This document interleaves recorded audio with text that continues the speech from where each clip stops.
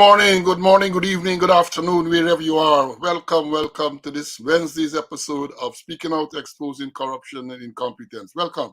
Today, Wednesday, the 10th day of April in the year 2024. Welcome, one and all. Hope you had a wonderful night. This is the middle of the week. Hope you have had a successful week so far, and you're looking forward for continued success during this week and beyond. So welcome to one and all. Let me just remind you to, as you come on, share the live, give us a thumbs up, and we are going to be here to give you the credible and valid information. So welcome one and all. It's such a pleasure, as usual, seeing so many students in the schoolyard waiting for classes to commence. We scheduled the program this morning just after 8. And immediately the schoolyard almost had record numbers, people waiting.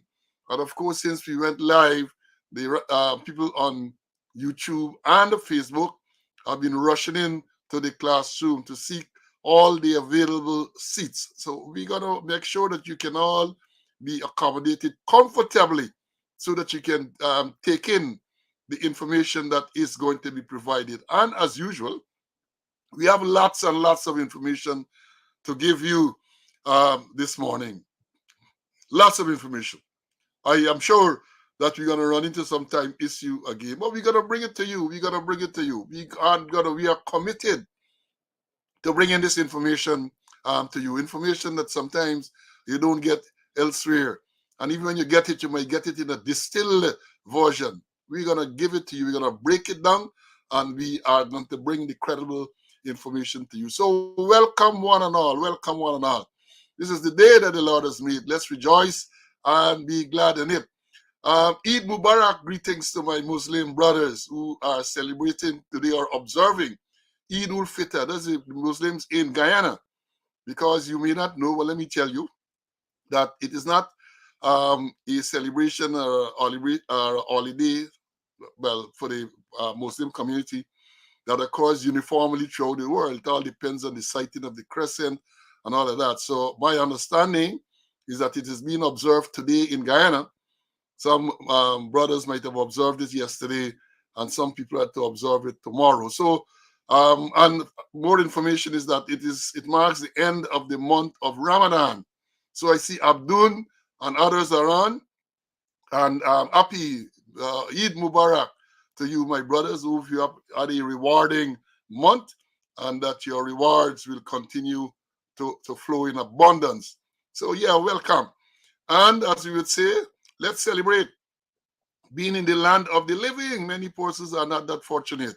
So every day that we wake and see the light, we ought to give praise and thanks to the Almighty for allowing us this privilege. It is a privilege to be able to wake up and to see a new day. It is a privilege to be able to get up and be able to be on this program and to receive the information, and for us to be here and to give you the information. So again, welcome, share the live, and I'm looking forward to my thumbs up. So give it to me. Don't deny me my due. Yeah, so again, I say the roll call is very, very important. And when we schedule the program, the people on YouTube will start to log on and make the comments. And those who are on, well, some people are both on YouTube and Facebook. I can see that. But those who are on Facebook have to wait until we go live. We try to go live 11 o'clock sharp, and then they join. The numbers are mounting all the time. So welcome. My colleague, Mr. Conway, is already in the studio, ready and waiting. You know, CC always got all of these books and so on that you got to read and you got to tell us as it is, quote passages from the books and quotations from the authority. And I'm sure he's going to do that again this morning. So once again, welcome. I'm going to do the roll call. Then we're going to go to some announcements. And then I am going to bring in my colleague, my co-host, my co-accused, my co-defendant, Mr. Clinton Conway. As I indicated a while ago, we scheduled the program just about 8 this morning. And the first person on was Anthony Jarvis. He came on at 8:11. Welcome, Anthony. followed by Ulrich. Ulrich is schoolyard early this morning, my brother. Welcome, welcome. And then Raul was here next. And Evelyn came in. And after Evelyn, John is here. These are all, well, almost everybody knows a regular, they miss this program on Monday or on Wednesday. Then we had Colin from Queens, followed by Joan, and followed after Joan, it was Debbie. Debbie from the Republic of Providence. She's from Providence. Then the man from Melanie Damashana, Francis Keith, was here. And after that, then we have Vibert Lawson, CC's Squatty. Then Lucius is here from Maryland, I think he is, yeah. Then followed by Floyd, followed by Melville was in the schoolyard, and he is out of Brooklyn. Then sorry, this is Melville, I'm showing you now, out of Brooklyn. And this is someone there, Jaco Gonzalez. I can't recall seeing this student before. He might have been, but he might have never commented. So welcome, my brother. He say he's in the house. He's in the house. Welcome, welcome, welcome. Then we had, after Akko, we had Carlisle. Then Rastaman is here with us, followed by Earl. And Earl is dedicated, what he said, good morning to my dedicated and well-informed lecturers. Thank you very much, my brother. We will continue to be dedicated. We continue to do the research to bring you credible information. Followed by Gary and Tessa High. Tessa, when you said Tessa High, you sound like a dread day, Tessa High from Florida. She is from Orlando, Florida. Followed by Derek Trati. Welcome. Desiree is out of Georgia.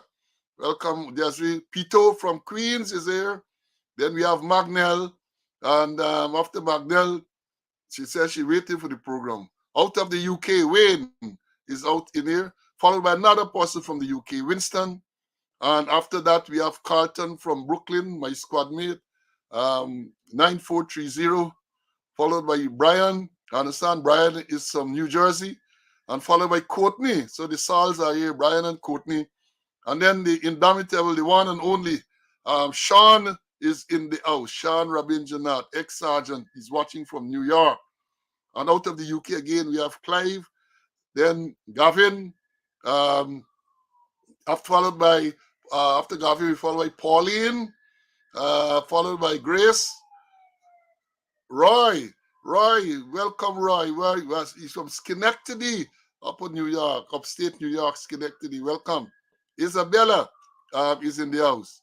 Fergus is here, and he says, "Good Golf Mike." This GM, good morning, police language. Golf Mike, good morning, police language.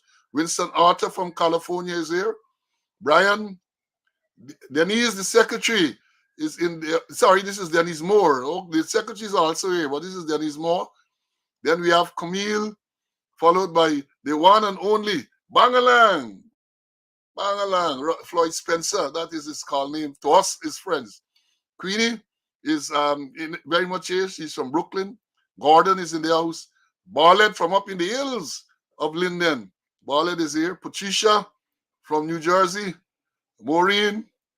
Then we have Paul from Canada is in the house. Followed by BX. Charles Goodman, 9407 is in the house. Danny, welcome, Danny. Welcome. Ulrich, my squad mate, is here. Ether, welcome. Then we have the secretary. Denise is in the house, and she said it clear. Secretary is here. Welcome. Bonita's from Paradise, West Coast, Barbies, a proud West Coast Barbies woman. Proud West Coast Barbies, Bonita. Then out of Canada, Doreen, my next squad mate.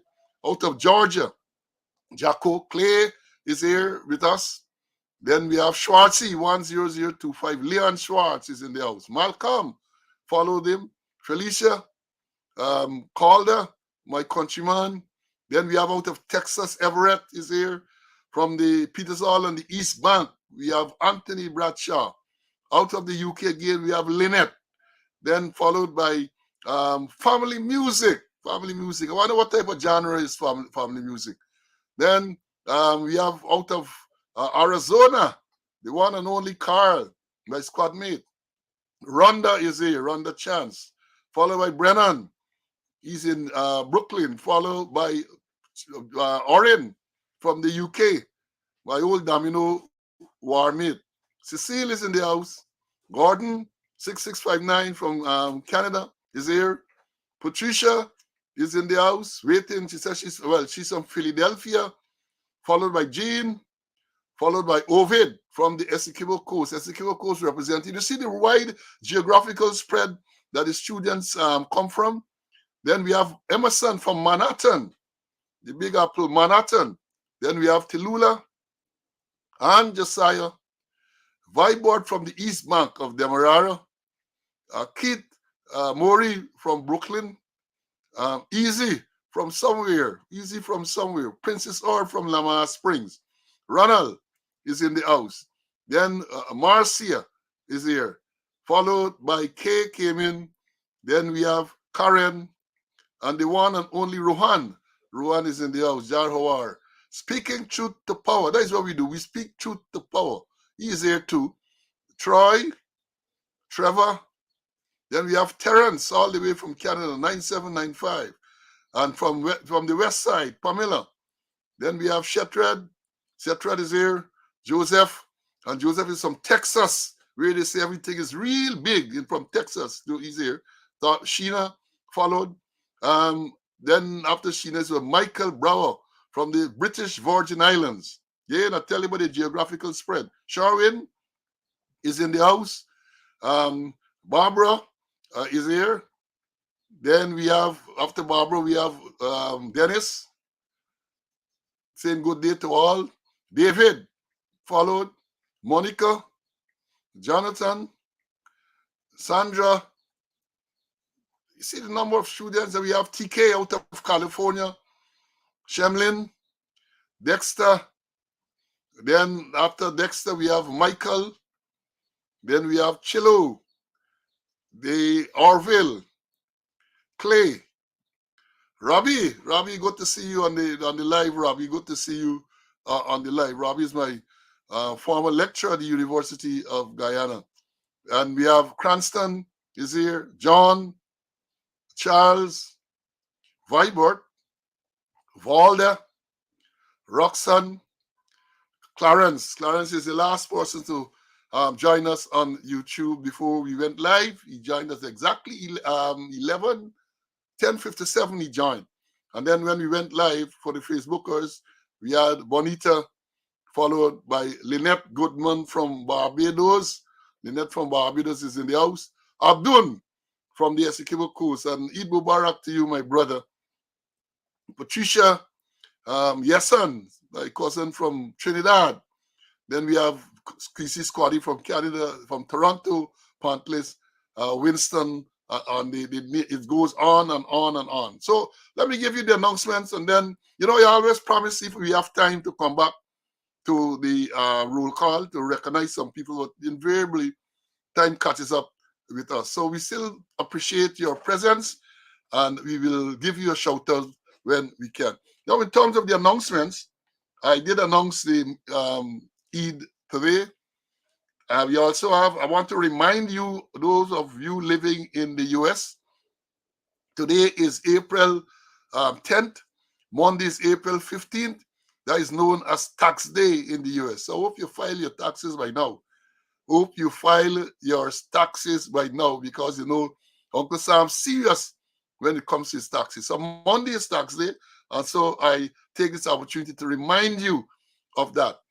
On the last program on Monday, I did announce the passing of what we call Chow Mortland Smith, known to us as Chow Min, known to his friends as Chow Min, ardent and gun shooter in Guyana, represented Guyana in several places around the Caribbean in particular.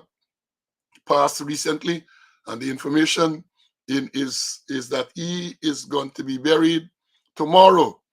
Tomorrow he's going to be buried. The information is the viewing at Merriman's funeral home from 11:30 to 12:30, and then there will be further viewing at the Eccles Assemblies of God from 1 to 1:45 days on the East Bank, followed by the funeral service.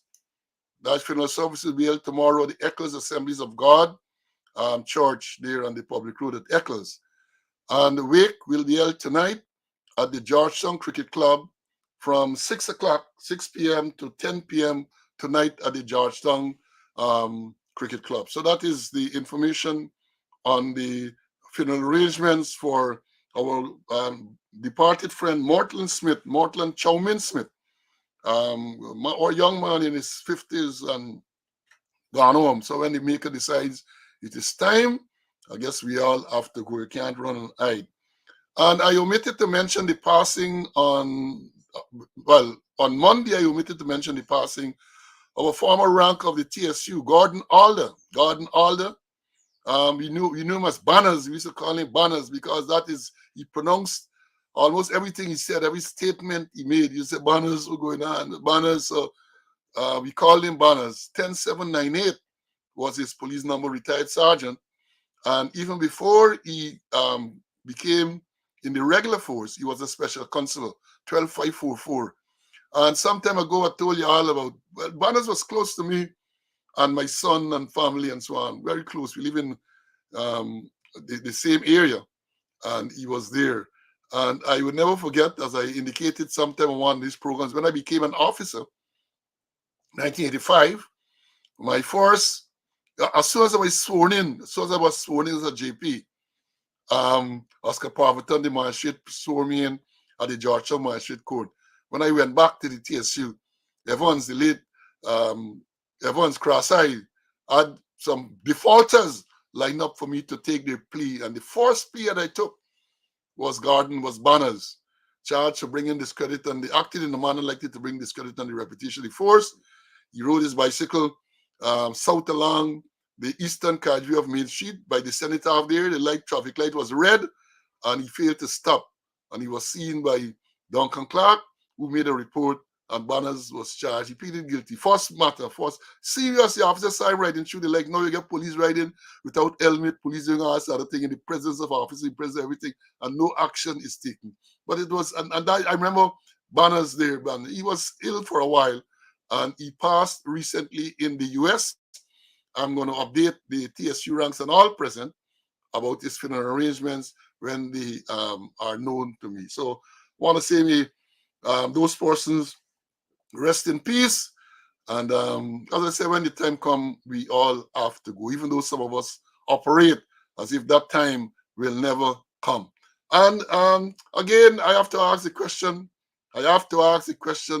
what is his position with this investigation into the murder of the police sergeant, Sergeant Vaughn? This is almost 1 month now, because according to the report, this incident, what they call incident, this accidental thing that they said took place on March the 12th. Today is April the 10th. And up to now, apart from them saying the file has gone to the DPP, we haven't heard a single word yet from the police or from anyone to say what is the position with that matter. And before I bring in CC, let me just send out some birthday wishes. Today is the birthday of Woman Superintendent Shellan Daniels, and also the birthday of Inspector Gavin Boyce, the most feared traffic man in Guyana. Boyce, I say so without any fear of contradiction. He is the most feared traffic man in Guyana. I know some years ago when I was in the force, he was in Georgetown. Brummel was the commander of A Division. Neil Semple was the traffic chief. And there was something, Mr. Green was the commissioner. He passed by somewhere in Ben Street area there, somewhere in the area by the Merriman's Funeral Home. And Green came to the meeting, and, well, I did not know that then, but he caused them to parade Boyce before him. So I was at the meeting sitting there, and I saw Boyce came in. So my attention was drawn. I wanted to know what was Boyce being paraded for. And the commissioner proceeded to recount that some minibus man was doing some lawlessness on the road, and Boyce was there and failed to take action. So he then immediately instructed, after he done buck up, as we would say, Boyce, he instructed for Boyce to be transferred because he's a no good traffic rank. And I sat there, and the commander, Brummel, and the traffic chief, Semple, They stayed silent. They did not say anything. And that outraged me. And by that time, they had taken boys out of the conference room. And I said, wait, hold on. I said, you're not going to say nothing about this policeman with the commissioner just described as being useless because this thing. I said, nothing. I said, the boys that I know is the most fair traffic man in Georgetown. And he should be given an opportunity to explain what transpired. So at that stage, when I made that presentation, Green called him back to find out what really took place. And then he said, sir, I saw the infraction and I told the man that he must go to Brickdam and wait me. And I'm sure, no, he said that by the time I got to Brickdam, he was there because he dare not. And then Bromell and Semple say, yeah, this man is a thing and the enforcer and blah, blah, blah, blah. And then, of course, Green dash abusing upon the two of them. Say, if Mr. Slow had not intervened, I would have sat here very quietly and all. Well, Green was at fault too because he should have asked for an explanation. He did not. So, Gavin, happy birthday to you. Happy birthday to Superintendent Daniels. And then we have belated birthday greetings to Woman Inspector Cooper. I think she celebrated the birthday yesterday. Recently, yes, I think it was yesterday she celebrated the birthday. Also celebrating a birthday recently was retired Detective Officer Baran, Kennard Baran. Used to be at CA headquarters for a number of years and used to play cricket on the same team and so on. So Baran celebrated a birthday recently. I want to wish all those who celebrated their birthday recently and all those who are celebrating today all the best to you. Let me bring in Mr. Conway and then we're going to move on. You're welcome. Morning. Happy to be in the land of the living. Uh, Birthday greetings also to Boyce. And as you mentioned, he's a real enforcer. If you pass by Stabrook Market Square at Bus Park and you see things in order, you don't have to ask. Either Boyce was there or they hear Boyce coming. A real enforcer. Um, Happy birthday also to Cooper, Inspector Cooper. Sorry that I missed out on a birthday. And I remember Baron too, Paul, you could remember a match we played against the GDF when they had 4 runs to win, 1 ball to bowl, and Baron had to bowl the ball. I think Larry Lewis bet about $20,000. And Baron bowl, we all spread on to the boundary. I think it was the number 11 batsman batting there. And Baron bowl a full toss and the man hit it out of the ground, and that was the end of the match. I think Larry Lewis, the commissioner, jumped in the car and drove away. So happy birthday, Baron. It's not after I got to correct you, but I'll correct you on this one. I was the captain of that team. The match was played at Camp Wayangana. The person who actually bowled that last over was Silal Prasad. They became commissioner. See Right, that, Silal see that, Prasad. And I see remember that. it well because those days you hadn't field restrictions. I then put everybody on the boundary because there was 1 ball to bowl. The people had 4 runs to get. And the GDF officer, I think he was a pilot named Eliga, was facing. And I put everybody. Carl Roberts was at the mid-wicket boundary, right down at the boundary there by the officers' club. And Silal Bowl and Eliga, number 11, were 10 swing. And I see Carl Roberts, who had started out at the boundary, pedaling back. And I knew there and then that all was lost. But last Silal Prasad killed in the officer mess compound. And we lost that match. So I remember it very, very well. I remember that match very, very well, my brother. I was the captain of the team. Of course, a lot of people blame me for allowing Silat Prasad to bowl the last over. We had a lot of runs to defend. I think it was like 16, 17 runs to defend in the last over. So I had confidence that he would have been able to defend that. But I was wrong in that. I was wrong with so many things about him. So I remember that very, very well, CC. Yeah, see that. Yeah. So moving on. What else I got to tell you about? Hold on, let me pull up my notes to tell you. Oh, we had the solar eclipse on Monday, and they did many, many jokes about solar eclipse. One man on social media said the eclipse. He's describing the eclipse and said the eclipse is when the sun goes into the moon. That's what he man say.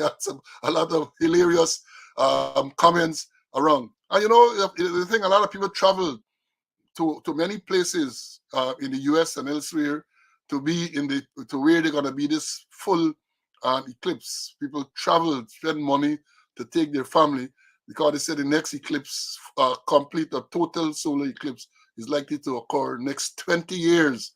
So some people took the opportunity to go into the spot.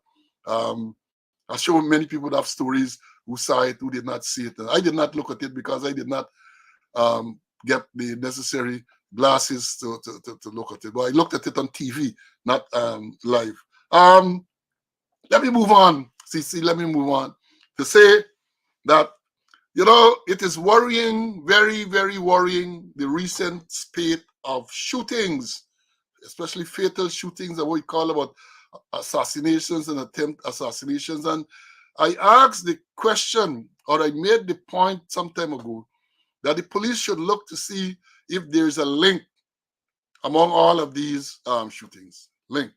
And I'm going to go through some for you, to them. I'm doing the work for them, I'm going to do some work for them because I think they need help. They don't want to reach out, but I think they need some assistance. So let me tell you all about some of these incidents that occurred. Hold on, let me pull up my notes. Some of these things, the first one, if you recall, well, not the first I'm going to tell you about is there was this matter. One moment. I have so many notes and all of that. Sometimes you get mixed up with these notes. I think it's, but I know it's right here because I saw it this morning. Now, here it is. Now, the first shooting of note is said to have occurred Christmas Eve night last year. And this is a report from Kaicho News on Christmas Day. This report, this article was published. And it is captioned, "Husband came home for Xmas, shot dead by wife's lover in his bedroom." And the article says, a man who went home on Christmas Eve but was refused entry into his home by his wife was shot dead in his own bedroom by the woman's lover. The dead man is the collie named Quetzal Brasilio, was murdered around 4:30 hours on Christmas Eve at his home at 769 Professional Housing Scheme, Diamond, East Bank, Demerara. Kaicho News understands that Brasilio's wife was not expecting him home at that early and had her lover, a convicted murderer who was released from prison only 2 weeks ago, sleeping in the bedroom. The article goes on to say, according to police, the woman called her lover around 22 hours on Saturday while decorating her house for Christmas. She asked him to bring her some Kentucky Fried Chicken, and after arriving with the food, he ended up spending the night. Now, it goes on to say about 4 hours this morning, Sunday, Brasilio, her husband, came home and called out to his wife for her to open the front door, and she hesitated. Brasilio grew angry and asked the woman why she took a while to open the door. The woman reportedly cracked under pressure and told her husband that her lover was in the house. Brasilio grew angrier after hearing that the man was a convicted murderer. During the discussion, the man's wife refused to let him into the room, and he decided to enter the bedroom through the louver window, where the woman's lover was waiting. The two men then confronted each other, and according to the police, the woman's lover pulled out a gun and fatally shot Brasilio before making good his escape. Police said he pulled out a handgun and discharged a round at Brasilio. When he fell into the ground, that's when Brasilio fell into the ground, they said name provided, they did not give the name of the assailant. Then went over him and discharged another round at Brasilio. That is a shooting that they said took place on Christmas Eve night last year. And my information is that all the shootings that I'm going to refer to after are linked to that shooting. That is my information. I know police, the crime sleuths are at CID. Let me tell you a joke. Some years ago, the CID headquarters, they had a murder on the Essequibo coast, and they decided to send the crime sleuths. And the person who was reading the news saw the word sleuths and said they're sending the crime sluts. So I don't know if they're still the crime sleuths or if these are now crime sluts. But according to what they're saying, that is what they say how this thing occurred. So, and we had one, according to the report this morning from Starbuck News, another shooting last night. This man is not dead. He said the story, man 26 shot 5 times in La Penitence. It's been reported that there was yet another execution style shooting on Monday as well. And this one on Monday is very interesting, you know. Let me read what they say about this Monday's shooting. Let me read. It says, and this is Action News Guyana, says that Middle Road La Penitence man with criminal history gone down last night. The victim has been identified as Clayton Chase. He was reportedly gone down last night at Middle Road.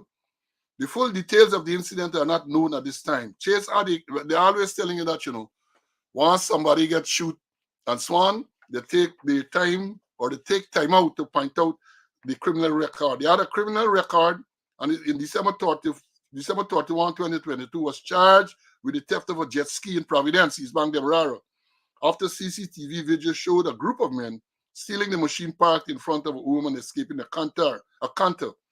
In 2017, he was arrested and charged following a canoe drug bust at Blue Saki Drive, South Riveville. So in other words, they always paint this picture.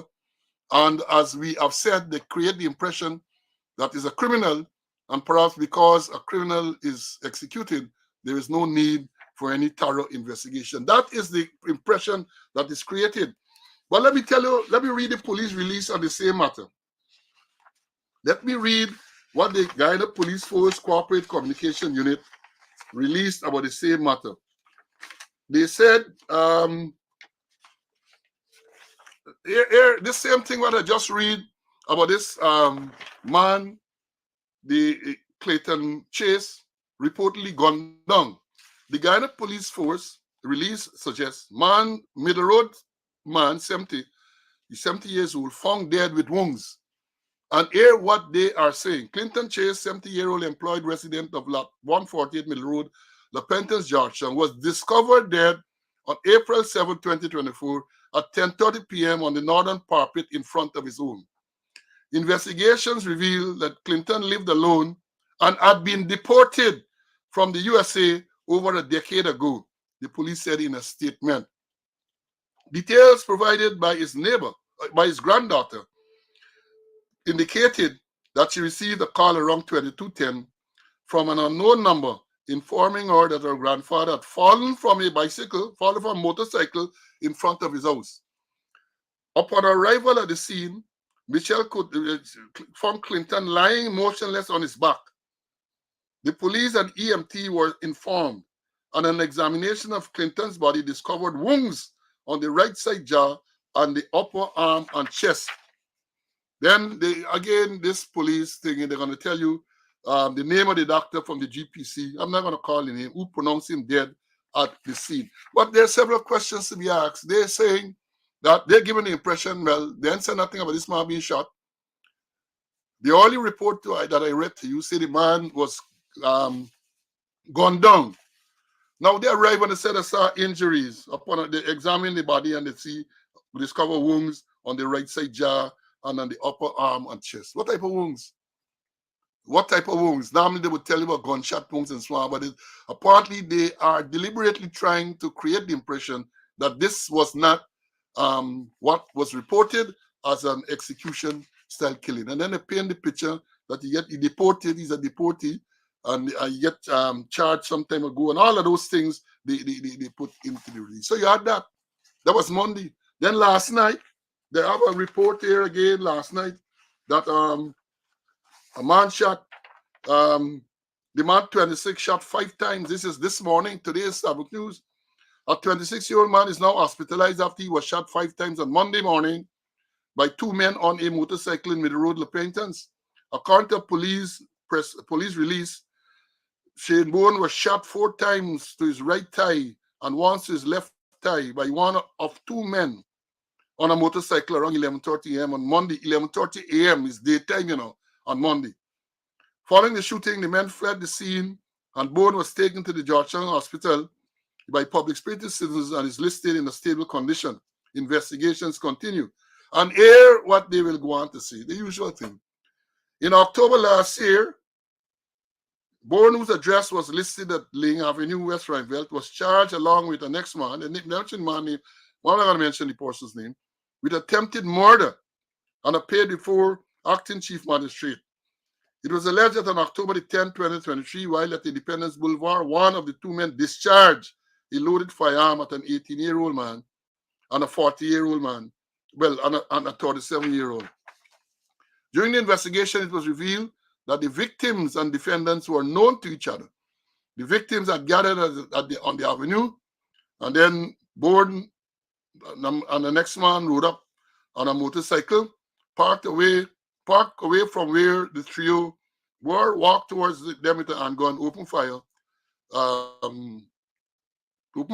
One person fired multiple shots in the direction. As a result of the shooting, Bob was hospitalized in a critical condition. In the murder, the attempted murder, they're saying that the prosecution has revealed in court that they were in possession of CCTV footage which captured the entire incident. They had also asked the court to consider that one of the defendants was before the court for armed robbery. The men were remanded until November the 21st, 2023. So that is the next killing that you had. And don't forget, you had an issue where in February it was reported that a man was riddled with bullets in Tocqueville, Georgetown, sustained 12 gunshot wounds about his body. The resume was reliably informed that this man was shot in his abdomen, thigh, and head.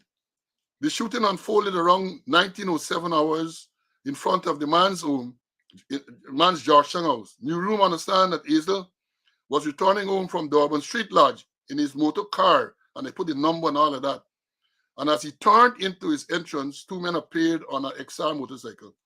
The suspects, who were armed with handguns, were wearing hoodies, came off the motorcycle and discharged several rounds in his direction while he was in the car. After realizing he was shot, the wounded man made his way out of the car, ran into his yard, and called out his wife. The gunmen continued to shoot at him before escaping. Newsroom understand that the investigators recovered 9mm spent shells and one live 9mm ammunition. Goes on to say, again, this is the pattern. This man who was shot is known to law enforcement officials. And then they say on March 2022, he and another man were arrested by ranks of the Customs Anti-Narcotics Unit. They were allegedly found in possession of 12.8 pounds of cocaine worth 6.5 million. And then it goes on to say both men were charged and remanded. Now, this article that I read you is an article published on February the 14th by Newsroom. Again, they gave an impression, criminal element. But you know, you're publishing this incident, the lecture occurred in March 2022.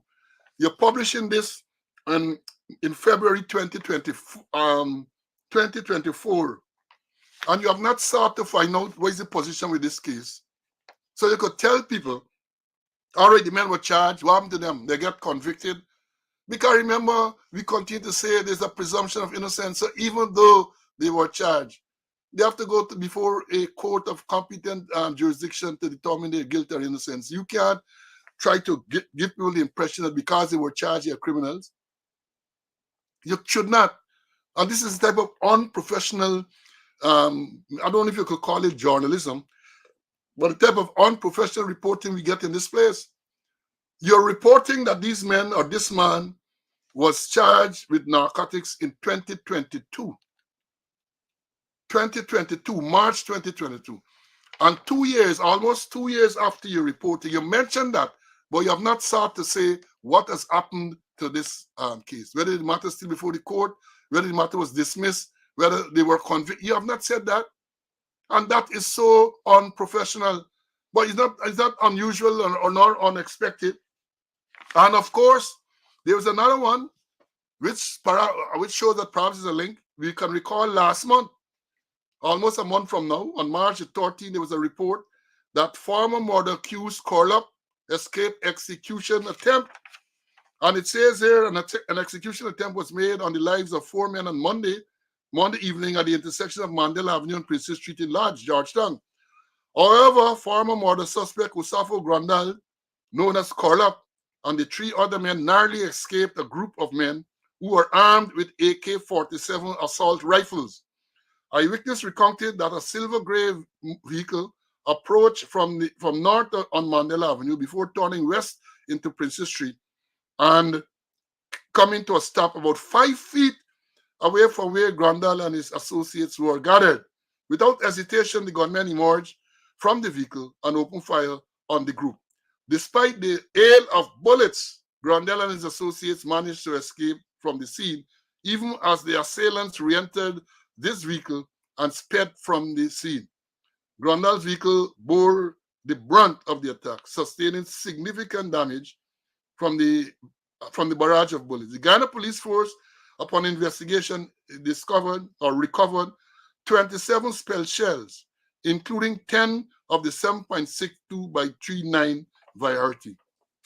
So you have all of these shootings, starting from the one on Christmas Eve night, all the way to, yes, the one that is reported this morning in Stabrook News. And my information is that these shootings, and I forgot to mention too, remember you had Dreddy? Part of this Dreddy shot dead near Wake House in South Rivell. This is reported on February the 5th. A 49-year-old man of Canberville, Georgetown, was shot and killed in the wee hours of yesterday at South Rivell, where he had gone to attend a wake. That is Joseph Wilkinson, called Dreddy. A relative told Stabrook News that the incident occurred around 12:20 hours yesterday in South Rivell, where Wilkinson had gone to attend a wake. This newspaper was told that he was shot several times about his body and was rushed to Dr. Balwant Singh Hospital, where he was pronounced dead on arrival. Then it says Stabrook News visited because blah, blah, blah, blah, blah, blah. But again, I say to you, the crime sleuths or the crime sluts, that information is circulating that these are all linked. It is for you to find out the link, and that might lead you to the suspects in these brazen attacks. And by the way, as we are on the crime sleuths and the crime sluts and things, is the head of the major crime unit back yet? Because these are major crimes.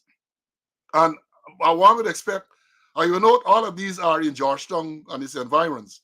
One would expect that the major crime unit will be spearheading these investigations. I don't know, after the recent run-in with the U.S. federal authorities, whether the head of the major crime unit, if he's still the head of the major crime unit, first if he has returned from vacation, and if he will be in any frame of mind to spearhead or to direct these investigations. I don't know. So I'm asking the question, is he back? Lots of shootings. And the word is on the ground. And I'm sure the word would have filtered to them as to the suspects in these matters. And my information further is, it ain't gonna done.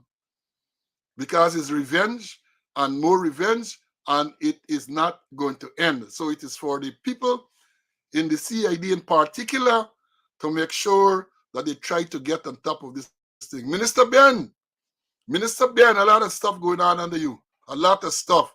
Perhaps you need to get involved. Not only with the fire service to tell them where to put the hose to out the fire, but you also need to get involved to make sure that you're getting into operational matters. So don't say that is an operational matter and you should not get involved. The government should need to be concerned that you're having these shootings. There seem to be a link, and not a single one has been solved, including the execution-style killing of paper shards.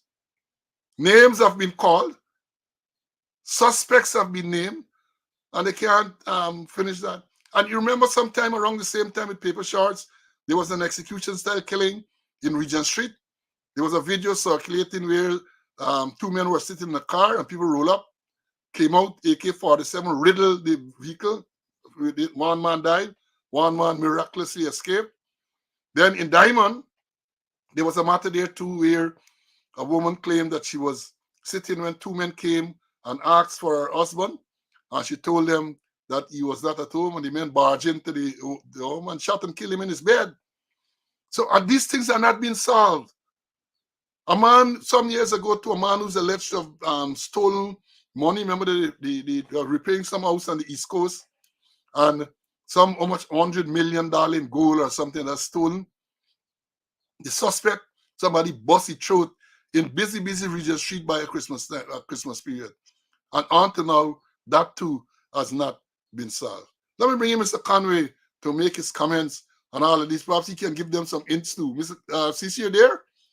I don't see him, so let me continue. Yeah, so yeah, he's here now. So CC, Yeah. your comments on all of these shootings that are taking place, my brother. Um, it should be of major concern, with all these execution or attempt to kill persons, and they got to be connection somewhere along the line. If they do meticulous investigation, they're recovering spent shells. I think they might be recovering warheads too. That you have to process the scene properly. And Sunday one on Monday, they go in the front of the yard, they the investigators, and then go the back, and somebody pick up a magazine and couple rounds at the back of the building. You know, you have to lock down the scene and do meticulous investigation. What happened to the ballistics? They ain't finding no trace nowhere. Then they rush with the Travis Chase, and then they're saying that they find similarities when they should look to whether the thing match or not. There must be some connection somewhere along the line, and then they're putting out the dog whistle to the investigators that the man is a criminal, that the man is a drug man, that the man before the court. So drug man killing drug man, um, criminal killing criminal. But if you don't get the perpetrators, if you don't get the murders will continue and will continue all the time. They need to be serious about it and do meticulous investigation. I always talk about lockout theory of exchange. Something will left there. They're gonna carry away something, find a little thing, find something and connect these people. But they're not doing that. They're not doing no kind of forensic investigation. They're not looking at the ballistics. I know what with the ballistics data that we had. We're not hearing no trace, no way at all. Unless they do proper investigation and unless they treat murder as murder. Whenever it's done, it's a human being has died. And if you don't investigate it properly, the murderers will become bolder and they will continue to carry out more murder. Something has got to be done by the police.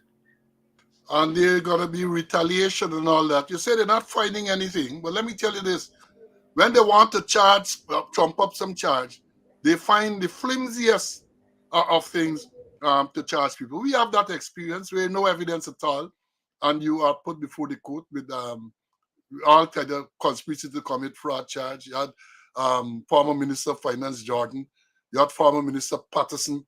More people on the road and you get charged under the Sexual Offences Act. And I'm not really appealing that on all the time. But they are targeting certain people. And the people who they are to target, the real criminals, and some of the real criminals are in their midst. They are not targeting those. So you have all of these shootings taking place from the Christmas Eve shooting all up to yesterday shooting. Some people have died, some people have escaped. And as I've said, it's going to continue. It is going to continue because my information is tit for tat, is a war, is a vendetta going on. Vendetta as a result of the first shooting, the Greddy's shooting, the man in Middle Road, La Penitence, and all of these people are being targeted by one or more groups to be killed. Imagine the one in Lodge that we spoke about. Men come out with AK-47 and cut loose. AK-47. Luckily, the targets weren't struck, and also innocent bystanders weren't hit. And that reminds me when I say all these wrongs fight with AK-47, nobody can get it. Maybe it's them type of special branch shooting. I remember special branch shot 88. They said recovered 88 spent shell from the scene on the East Bank where they shot at the police sergeant in the car. And miraculously, no wrong, no bullet in the car. and the sergeant did not escape unscathed. So we don't know, but these things are very, very worrying. Very worrying. Now, let me move on to the next matter that came to attention this morning. Let me read this for you. I'm going to read this to you. This is on social media. I don't know how many of you have seen it. Normally, I don't pick up things on social media so unless it is verified and authenticated. But it looked like this one gets some time, date, and place. This is not something that is said at anonymous caller or anonymous writer. So it has been said. Let me read it. Let me read it. On Saturday, 7th of April 2024, about 2:30 hours, Colin Hicken was arrested at Cheers and Beers Bar on Alexander Street, Kitty, by a security guard who worked at the said location. After he was seen, that is, after Hicken was seen discharging an unlicensed firearm. Well, if he discharged a firearm, I don't know how the security guard knew that it's an unlicensed firearm. But the story goes on. The police were contacted, and he came along with the unlicensed firearm, were handed over to an inspector of police. The kid was escorted to the Kitty police station where the firearm was lodged, and Ikin was placed in custody.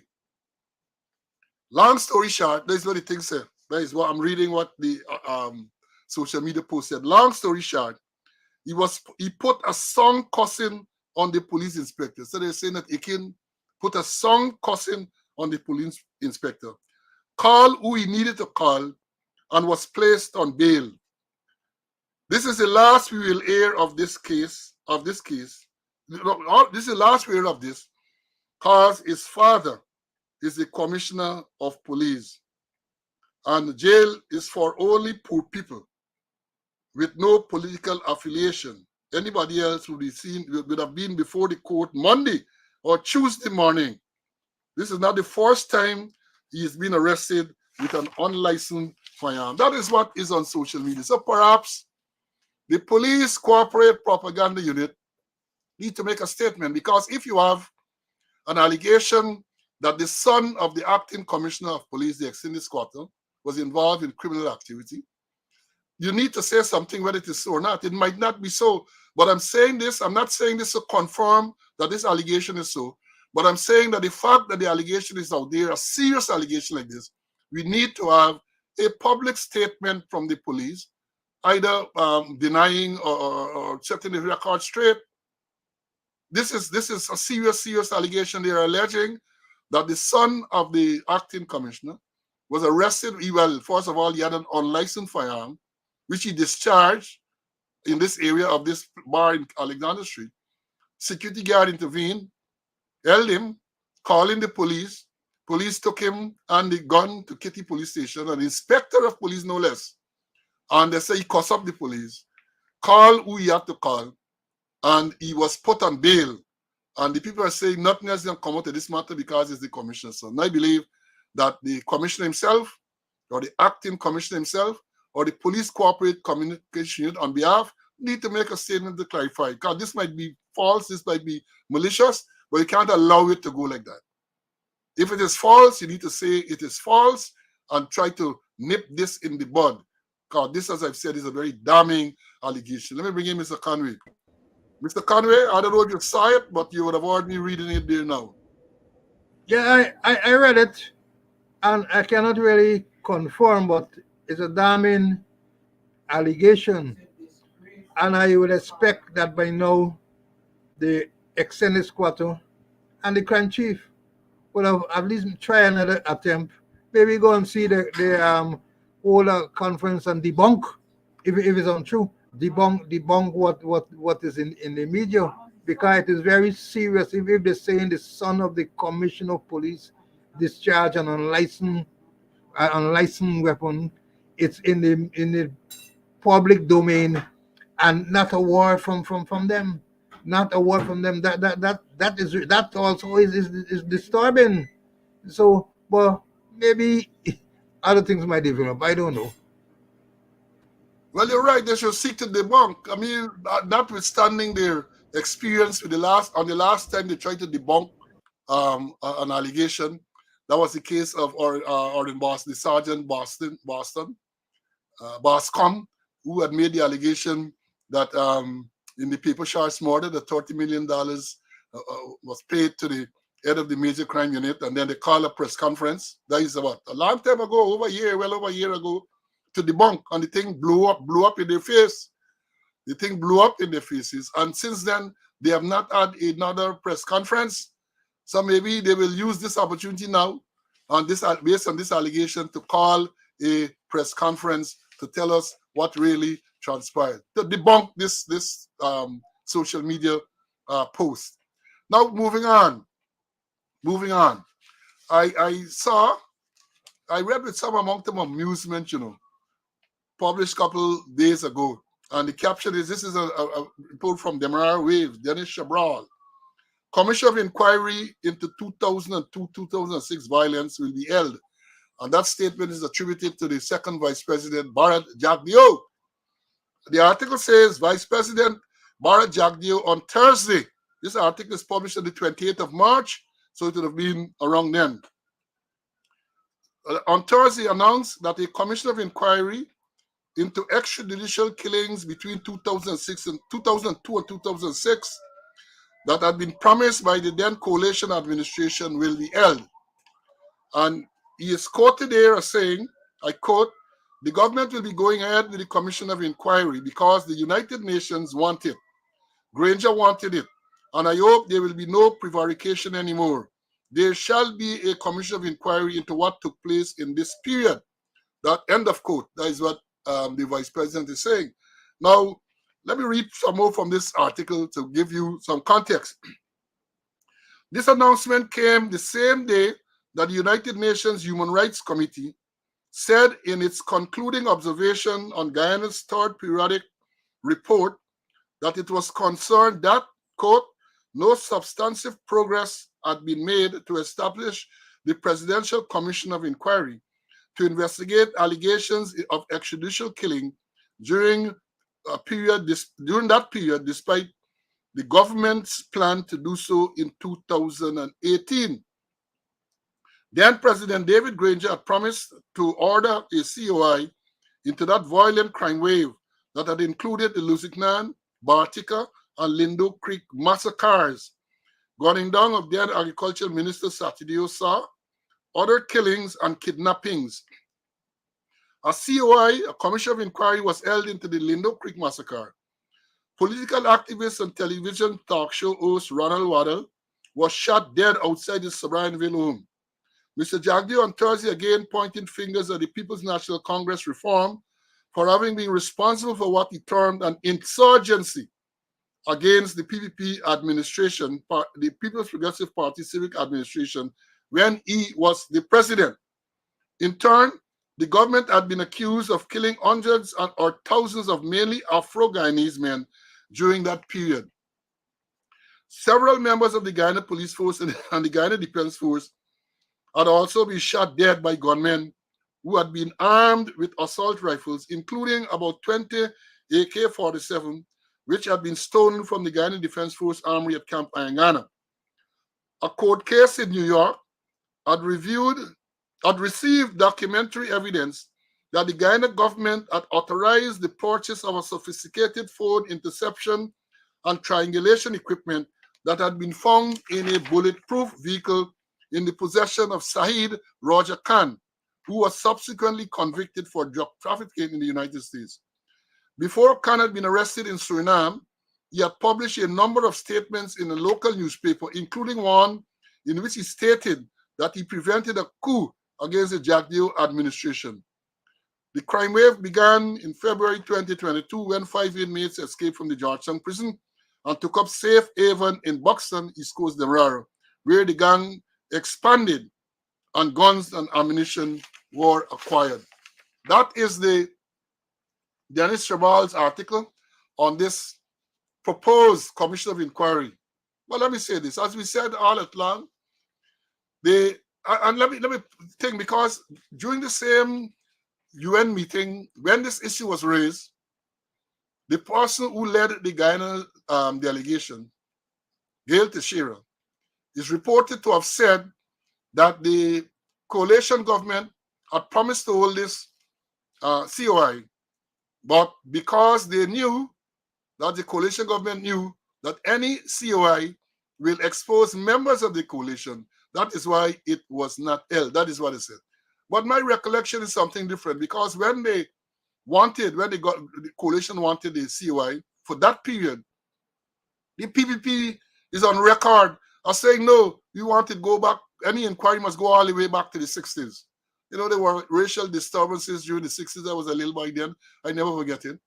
But they wanted this COI to go all the way back then. And that may have been a reason why it wasn't held during that period. That may have been a reason. But now that the United Nations are asking questions and making some damning allegations and statements, by the vice president's own admission, yeah, what are you saying here? The government will be going ahead with the COI because the UN wants it. They don't want it. Come to the vice president, they don't want it, but the UN want it. And because the United Nations want it, they are going to go ahead with it. But let me say something about the COI. The first thing for COI, we got to find out what will be the terms of reference. Important. You can't inquire into a proper commission of inquiry unless you have proper terms. The terms cannot be restrictive. The terms cannot be limited. The terms have got to be of such that a proper inquiry can be done. Then, who will create these terms? They're talking about the Presidential Commission of Inquiry.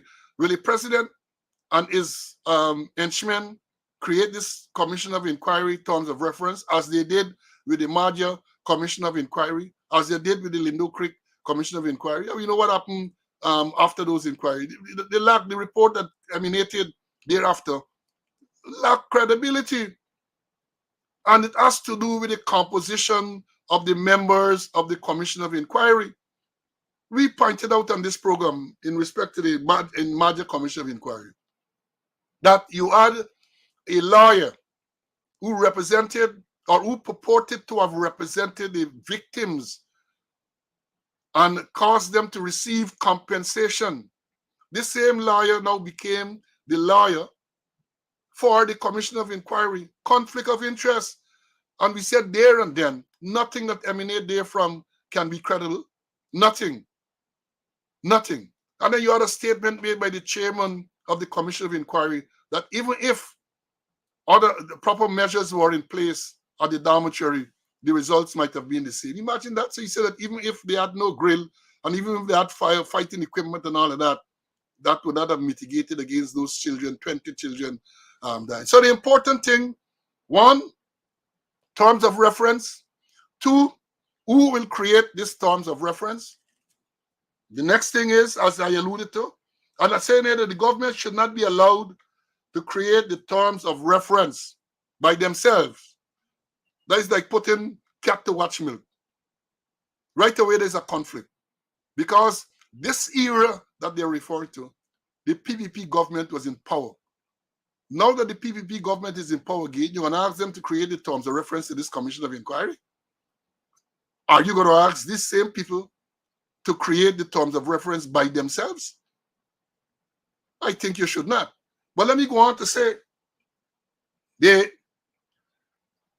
I alluded, who will be the members of this Commission of Inquiry? And I am saying here, based on our experience and so on, any such Commission of Inquiry, you have to get input from the Commonwealth, perhaps input from the United Nations in terms of the composition of the commission. And I made a note to tell you, forget about CARICOM, yeah? Because CARICOM seems to, well, not seem, in my view, some of those leaders have lost credibility. Some of those leaders have lost credibility, and they should have nothing to do with the terms of reference or appointing or recommending members to serve on this Commission of Inquiry. They did not say when it's going to be held, but I guess because the UN wants it, and as the Vice President said, the UN wants it, so we're going to have it.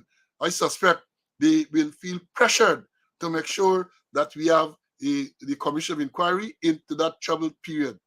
And they talk about the gunmen who being in Buxton. The men live right opposite the Home Affairs Minister. Y'all forget that? Right opposite the Home Affairs Minister, Ronald Gadraj. Right across the road from him. The men rented an apartment and were living.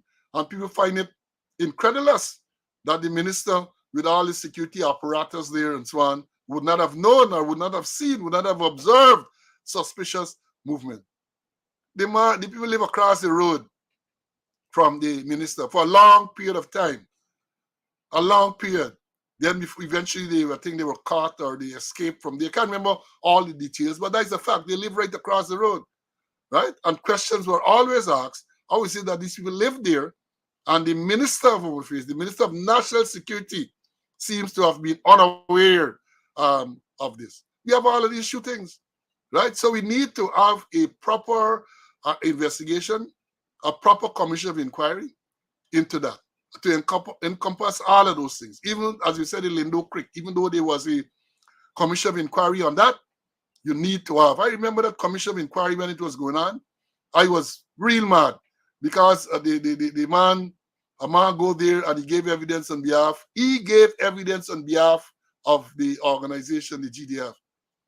And the people who were on the ground were never called to give evidence in that matter. I said, well, that's madness. That's madness. All of the people who were there should have been summoned to go before the commission of inquiry and let them contradict one another. You would get the truth then.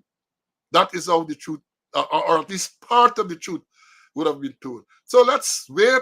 Let's see what is going to happen then. Let me bring in Mr. Conway, and then we will continue this because this is a very, very serious matter. Mr. Conway, your views on this proposed commission of inquiry as announced by the second vice president. All right, let me put things in proper context. I like to do that because some people, some of our viewers or our listeners might not be aware of some of the things that happened during that we call the crime spree, or what David Granger referred to as the Troubles. And Bara Jagdeo presided. He was the president during that time when we had total chaos. We had a massacre in Bartico, massacre at Luziknan, massacre Lindo Creek. We had a killing of the minister Shah, and a whole waddle and a whole set of murderous actions that took place. And here's what Jagdeo said when he was president. And in terms of defending the police action, instead of the police trying really to bring people to justice, they execute them. A lot of extrajudicial killing took place. And here's what Jagdeo said. When you have psychopaths slaughtering people, then you need brute force. When you have someone shooting at you with AK-47s, you need to send out the brute force AK-47 to get back at them. You can't go there and smile and shake hands and negotiate. Welcome them to the fold.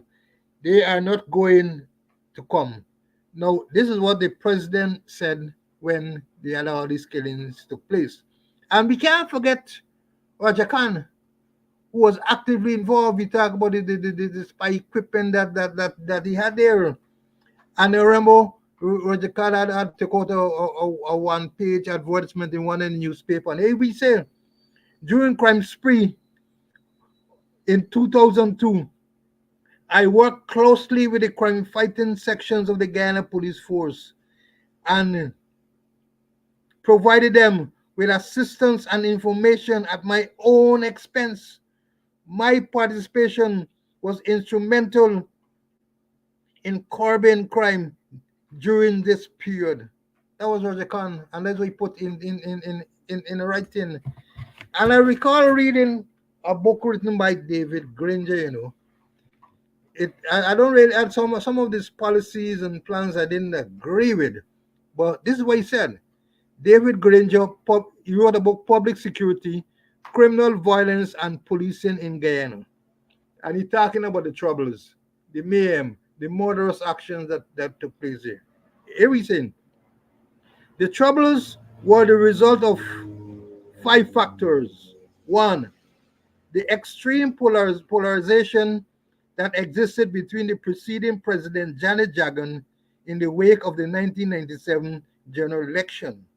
Two, the tolerant attitude towards the employment of extrajudicial execution as a means of eliminating persons suspected of being criminals. Three, the incapacity of law enforcement agency and the criminal justice system. Four, political interference in the professional management of the Guyana police force. And five, the administration reluctant to implement reasonable remedial measures in a timely manner. So all these things that happen, all these killings that happen when the PPP they were in government, when Barajagdio was the president. And as you rightly mentioned, how can you depend on the president or this present government to give you the terms of reference and to select persons to be in the commission? You're putting cat for watch milk. And just like with the presidential commission, the commission in the Majify, the same thing will happen. And we don't want CARICOM to be involved. We know Mayor Motley and Gonzalez, they are very influential in CARICOM, and they sway in for Guyana. So to have a commission selected by the president or selected by the government and terms of reference by them, is not the ideal thing to be done.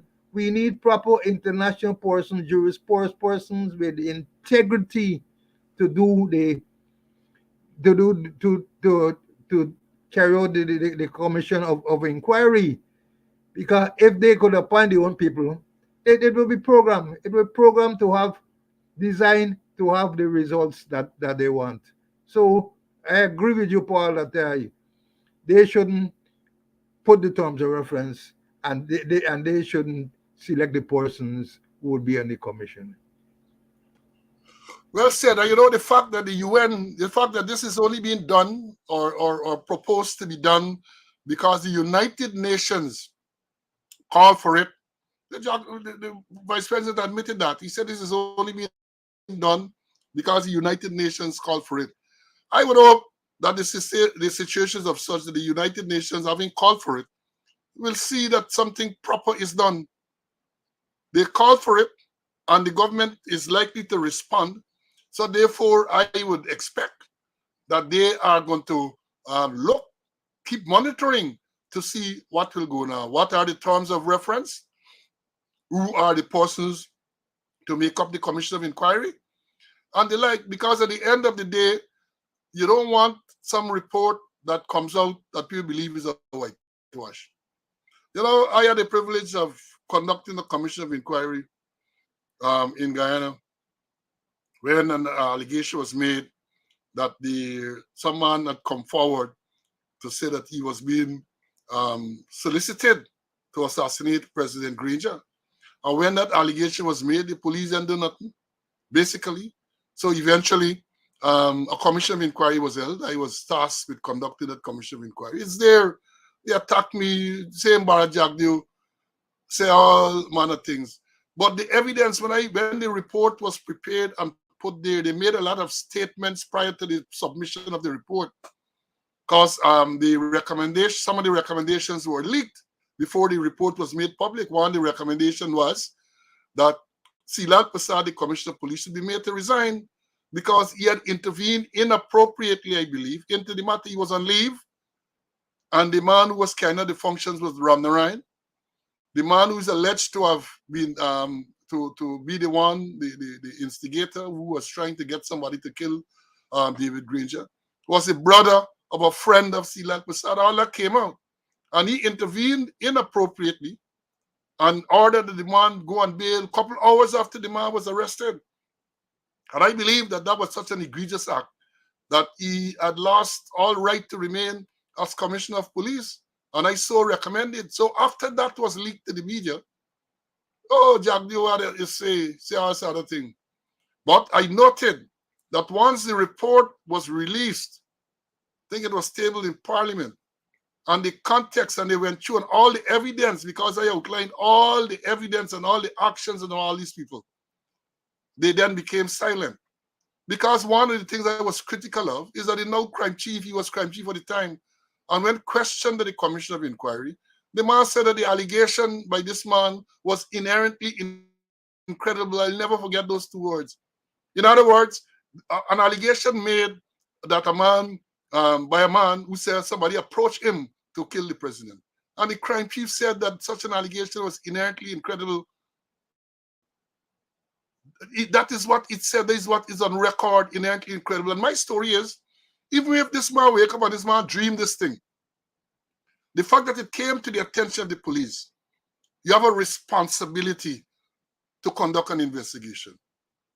You have a responsibility. They did not conduct any proper investigation. And I don't know if the report is still available. I have copy and electronic and otherwise.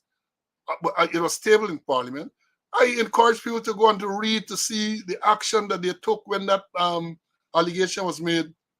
And some of these same characters are still there. They were taken back to the CID.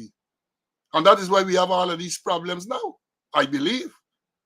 Many of them were removed following the Commission of Inquiry, including the crime chief, including the head of the major crime unit. And they found themselves right back there once the government came into power in 2020. And as Mr. Conway would always say, if you're incompetent, no matter you do you're incompetent, best you're still incompetent. And that is what is being proven now. So I am saying, to have a commission of inquiry, you have to make sure that at the end of the day, and it started with the terms of reference, very important terms of reference, and then that will determine how it goes. Because if the terms are restrictive, if the terms do not allow them to inquire into certain aspects, they can't do. You are constrained by the terms. And then the personnel, we have made the point that from the time, because the chairman of the Commission of Inquiry, the Major Commission of Inquiry, retired Major General Josing, might not have had a say in who the legal officer of the commission is. Might not have had a say, to be fair to him. But once you got there and you saw who this person was, knowing full well that this is the same man who had represented these indigenous people, immediately you should have said, no, I am not conducting any inquiry, any COI with this person as the legal officer. Conflict of interest from the beginning. And what happened? At the end of the day, the report came out and very few people believe the nonsense that is written there. So I hope we're not going to get to something like that. I even leave it to this government. This is exactly what we're going to get again, Can I get the Major Commission of Inquiry? The report came out. A little nice morning or two, some people analyze it and so on. And it's done. People forget about that. People even forget about the 20 children who were killed. Ask them when is the next court date for this young lady who they charged. Nobody know. These things, limited shelf life, as I would always say. Limited shelf life.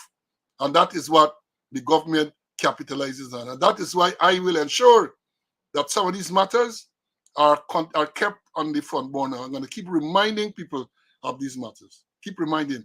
Incidentally, before I move on to the next subject, I almost forget again today.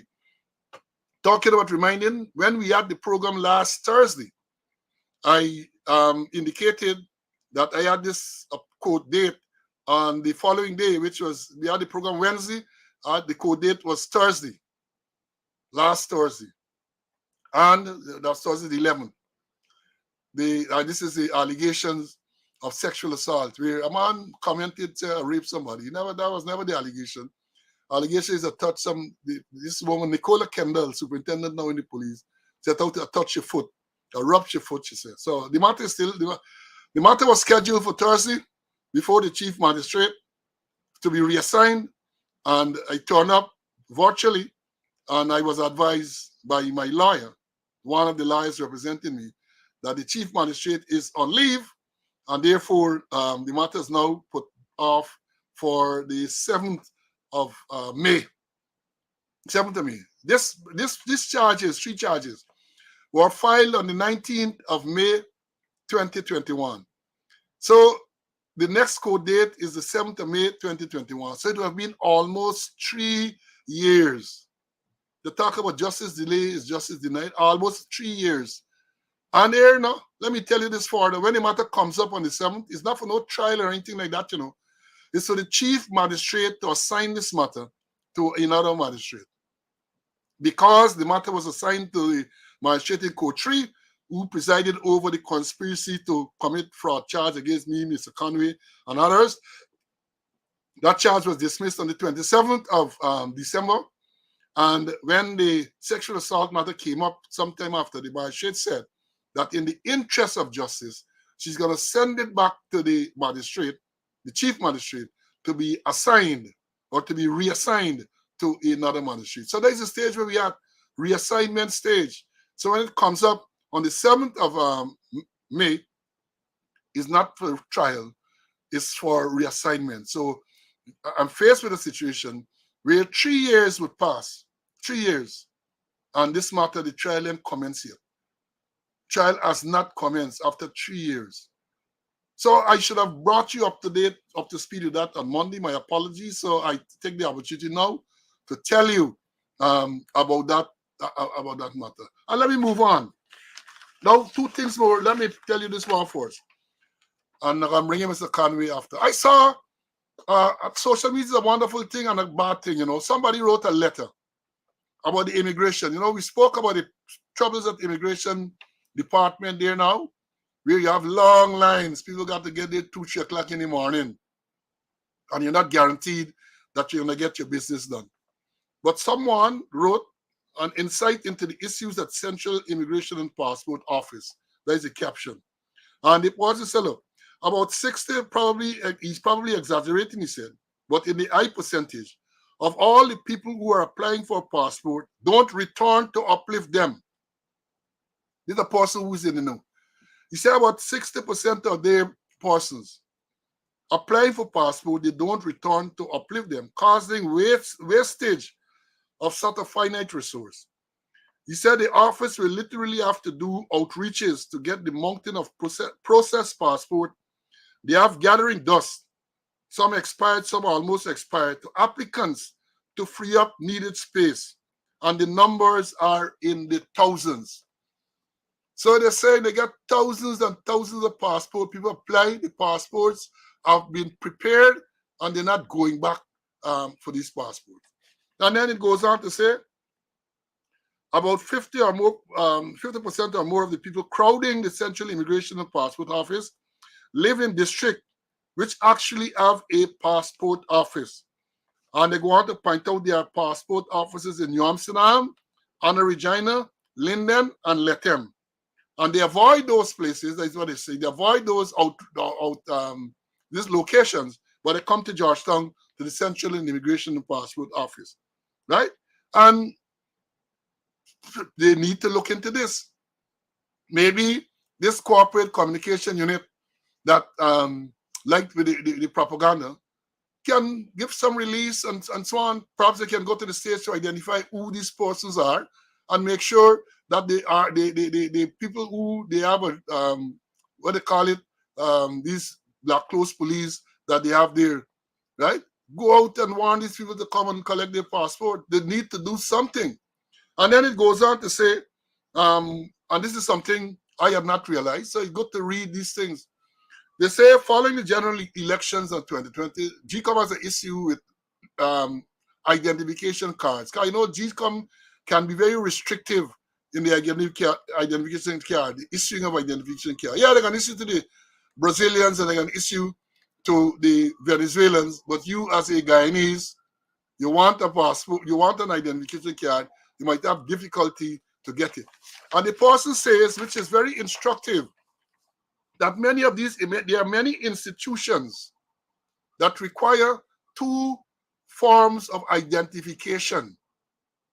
There are many institutions, banks and these places, you go to transact certain business, you have to get 2 forms of identification. And in many of them do not accept the Guyana's driver's license as a valid form of identification. So most times the two valid forms of identification are your national identification card and your passport. So you find yourself in a situation where many people applying for a passport, not because they want to travel, but because they want to use that document as a means of identification, as a second means of identification. And the authorities need to look into this. First of all, if you have these thousands and thousands of passports there, you need to make sure that you create a list. I don't think you want to publish it in the newspapers, but once you get the list, the application will have where the people come from and all of that. You can then make use of the police to go and to tell these people that they should go and uplift the passport, because you might very well then find that some of these people have deceased, some of and all of that. But you need to look at this thing in a very comprehensive way, because the crowd at the passport office, people there with children, mothers with babies are there for hours and hours and hours, people relating the experiences that they have had. They need to look into it. Let me bring in Mr. Conway to comment on this passport thing. You see, I'm sure you would have seen the issue over the passport. What are your views, my brother? Well, I know, but before that, let me just comment a bit. Inherently incredible. They alleged that you rubbed my legs on 3 occasions when persons were doing the work, revising the standing order, and 3 years is coming up, and the matter hasn't started. Incredibly, inherently incredible.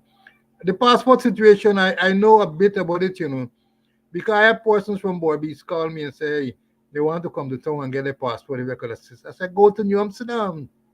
Go to New Amsterdam and you get a passport. And they went there, and in a short space of time, they got a passport. And it's on the same thing at Linden, the same thing in Essequibo going on, that persons not utilizing the facilities that we have outside of Georgetown. Everybody coming to town. And I must raise my hats off to those persons at the Central Immigration Office in Georgetown.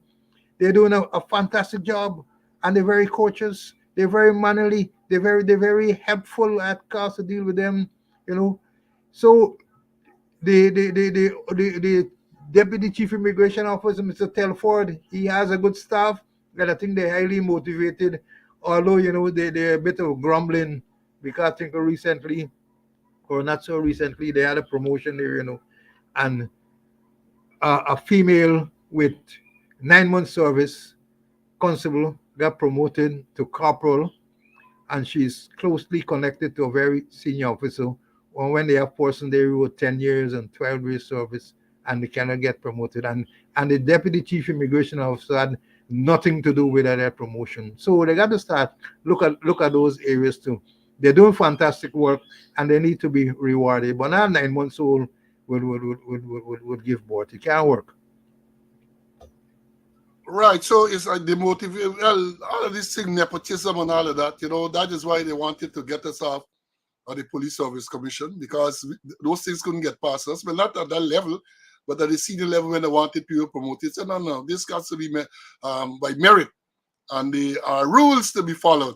And the president wasn't pleased with that. So they did what they did to get myself, Mr. Conway, and the other members of the commission. And they suspended us. The president suspended us on the 16th of June, 2021, unlawfully, the court ruled, when the life of the commission would have ended on the 8th of August, 2021. And I will always ask the question, why would you violate the Constitution to suspend the commission when it only had 30-something more days, or 50-something, whatever it was, more days in office? Why would you do that? And it is clear. It is clear. You're going to deal with that next time. And I love the students here, I love the students. A man is suggesting here, when we talk about the passports, he said that perhaps they can send letters to these persons. That's a good idea. Because they would have had in the application the person's mailing address. Send a letter to them to let them know that the passport is ready for them to uplift. But they have to look at ways and means to deal with this thing. You have to look at ways and means to deal with it. Now let me move on to another subject. While we were on the program on Monday, we did reveal, I got a flash in this public service credit union matter, that the judge had made some rulings, Justice Navendra Singh. And yesterday, there's an article, I'm going to read excerpts from it, by Wired JA. I don't know if it's Jamaica, but it's by Wired JA News Team. And it says a lot of things.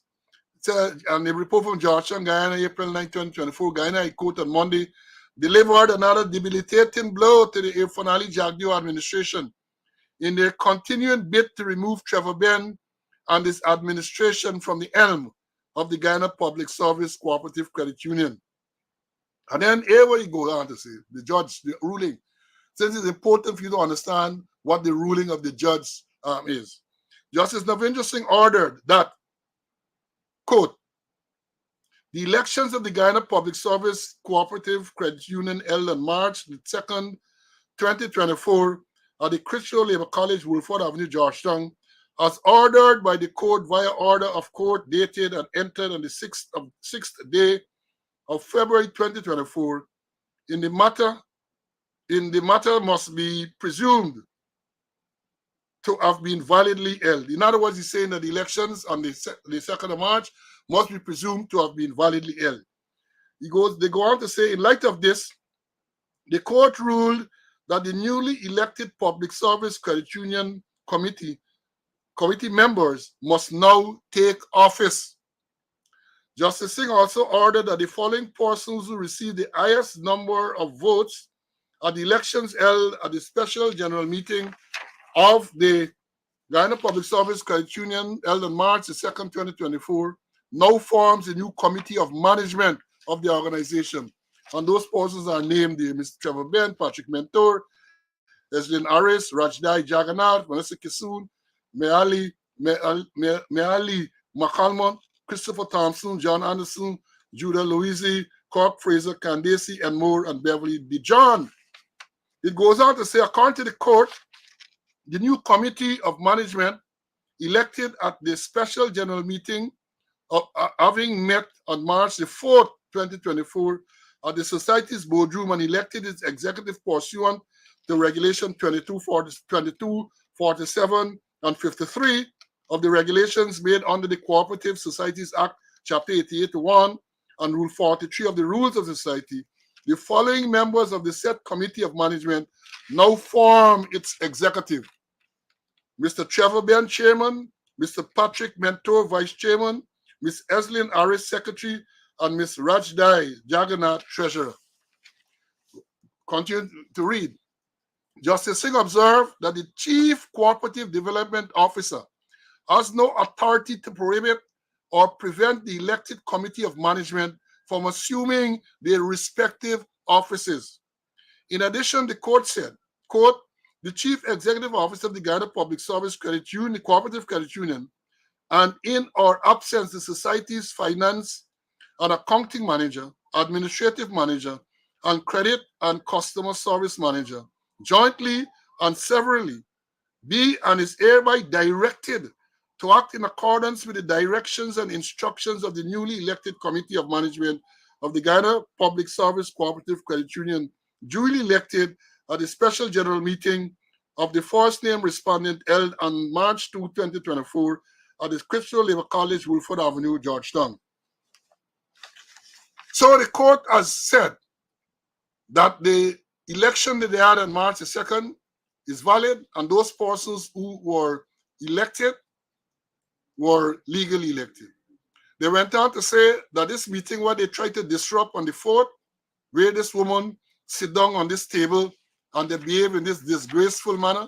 You know, that table is a strong table, yeah? Because the woman sat on that table and do all sort of thing, and the woman is not no lightweight. She sat on the table, and I say it's a strong table. So he said that the persons who were elected there were duly elected. And then they went on further to direct the officers at the Committee of Management, to direct the officers the treasurer, the secretary, all them, that they must take instructions from the newly elected body. Let's see what will happen then, because these people get backings, I understand, from people in high political office. And these people in high political office or offices have been known to disregard orders of the court. But let's see where this will go. I know Mr. Justice Singh has a reputation of being a very serious man, and I don't think he's gonna take any nonsense from them any further. People have been taking nonsense from these people for far too long, and it is time this nonsenseness, as my man would say, is put to an end. Now, this article goes on to make some statements, and I would read this Wired JA. It says, Ben, they're referring to Trevor Ben, not that Brock up Ben, but Trevor Ben. I don't know if they're related. The one here, we have a L Ben on the live here. He make it clear from very early that they're unrelated. Right? So he says, the article said Ben and Afro-Guyanese was removed as chair of the in April 2022 at a management committee meeting, followed a no confidence vote without his knowledge or opportunity given to him for an hearing to defend himself. He became aware of his removal after the fact. I'm going to read, It's interesting. I bring in the information to you. Ben's removal had given rise to growing concern among members of the credit union, trade unionists, and others in society that the PPPC government was moving to take control of the workers' credit union, which is dominated by the small man, primarily African Guyanese.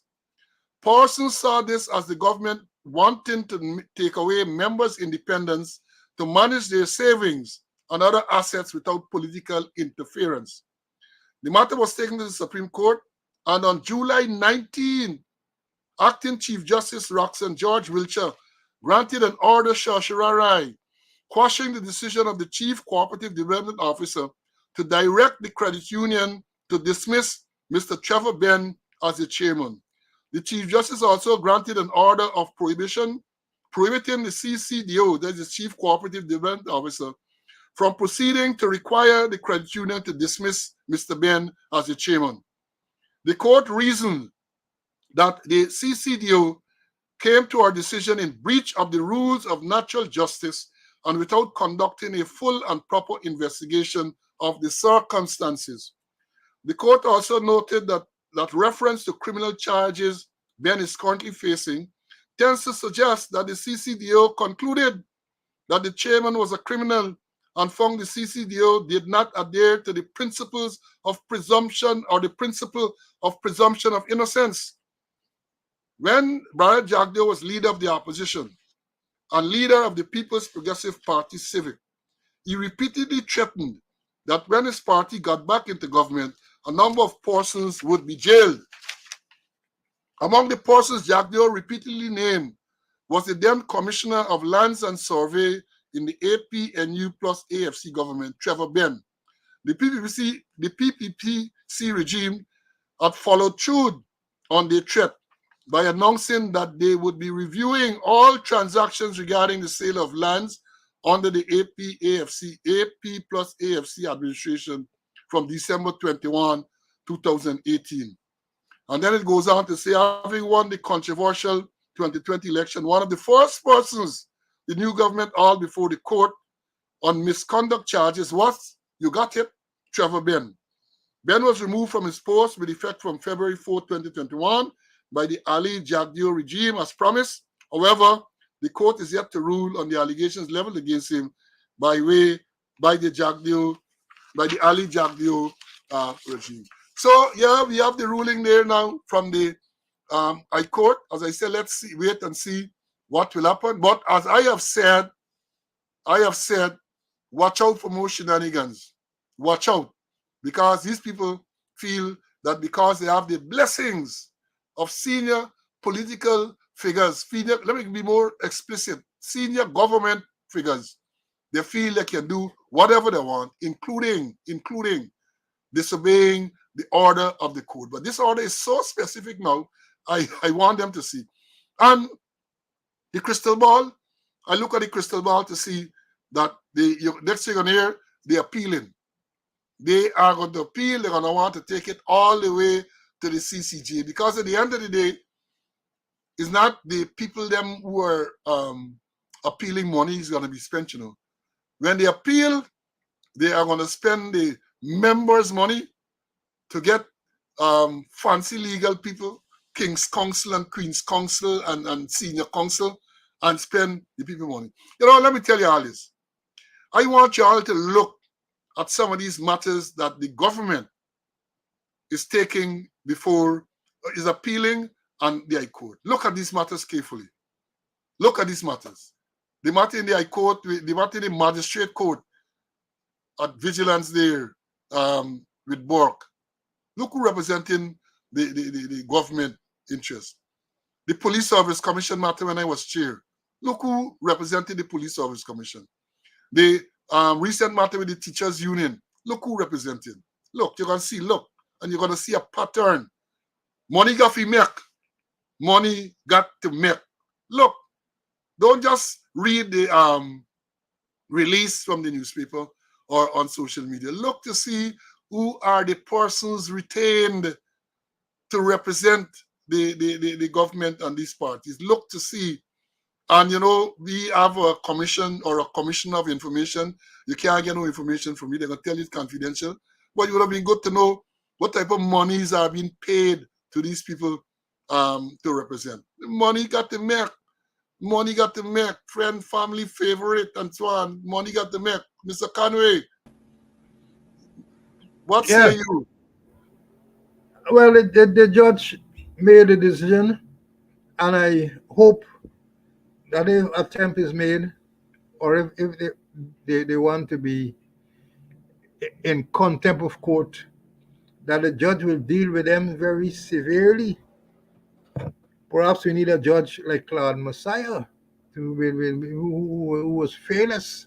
And when you're in contempt of court, he will deal with you. But I won't be surprised if the supreme legal influence of the government appeal that case. I won't be surprised. I ain't watching the crystal ball, but want to believe exactly that is going to happen. But saying that the judge should look out because they want to be contempt of court, and he should deal firmly with those persons who are in contempt. But having said that, CC, I know what you're saying, but when you look at this is a matter with two factions in the credit union. So how this supreme legal man can get involved in that? I don't need you to answer, but I just showing it out because he has no role really, no official role in this thing, But I know what you're saying. They influence, they direct, they instruct on all of these matters. But as I've said, this is a matter between two factions in the credit union. The faction led by, I think, is Karen Weiss van Slightman, and the faction led by Trevor Ben. So, technically speaking, the government should have absolutely no role in this, none whatsoever. But I know what you're talking about. Paul, remember ExxonMobil matter, where Justice Kissoon ruled? Remember that? Good.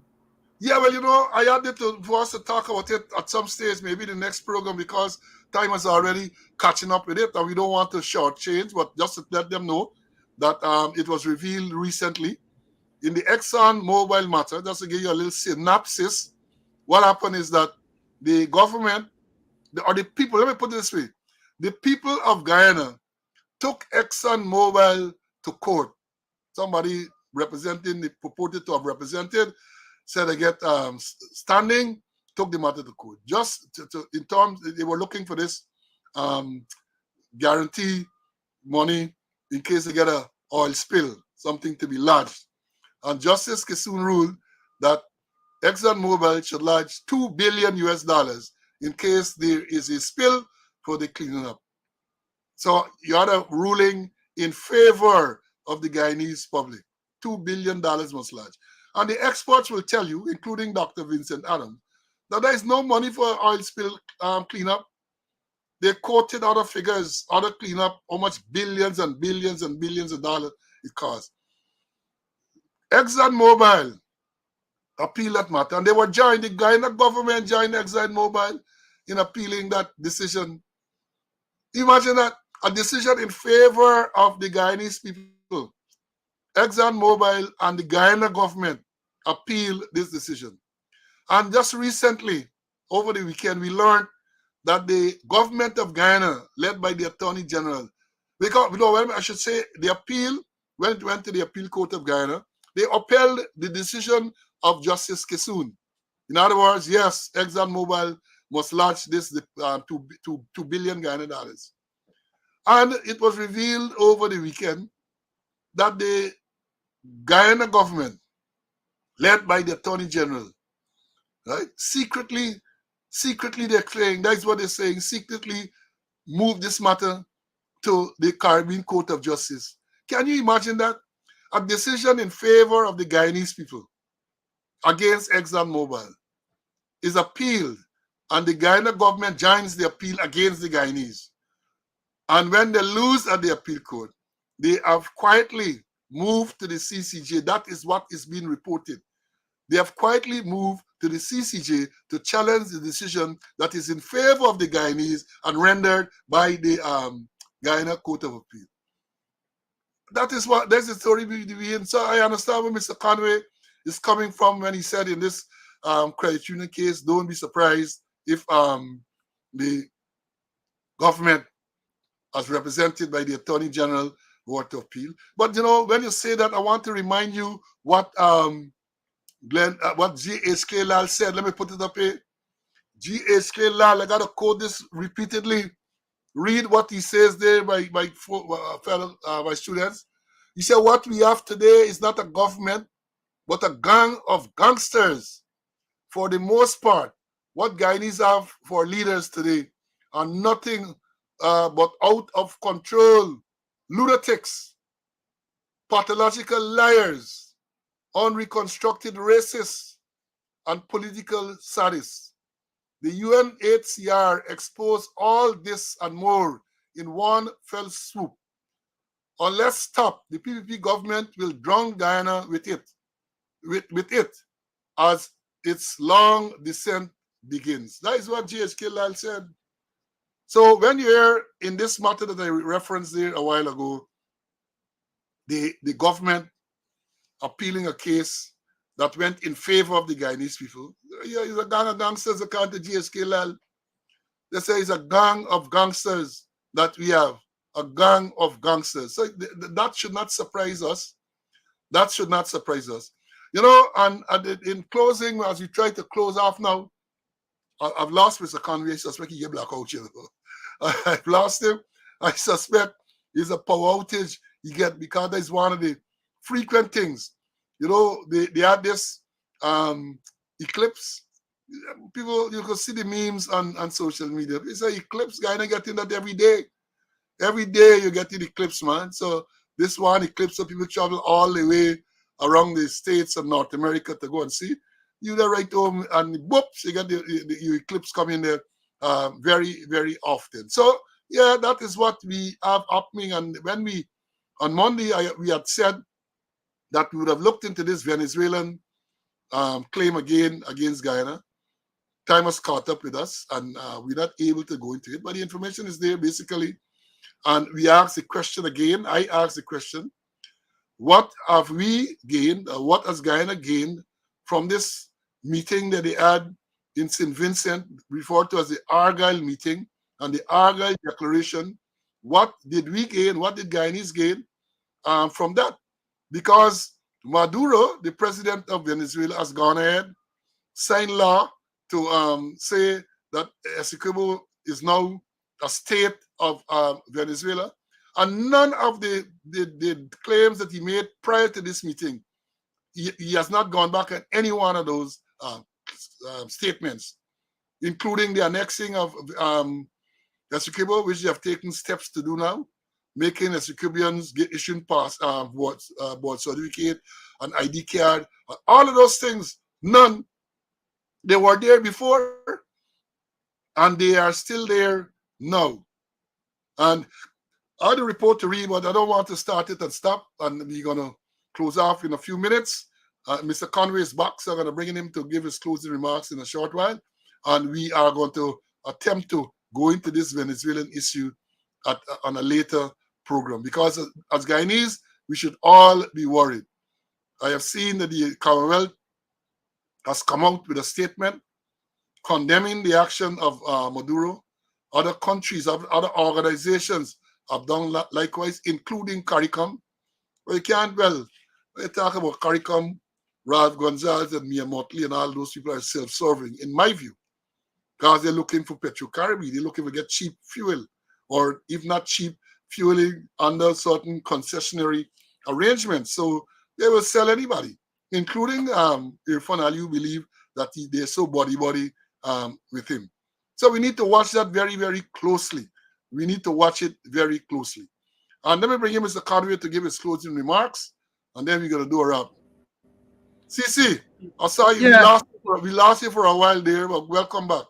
yeah. Things playing out.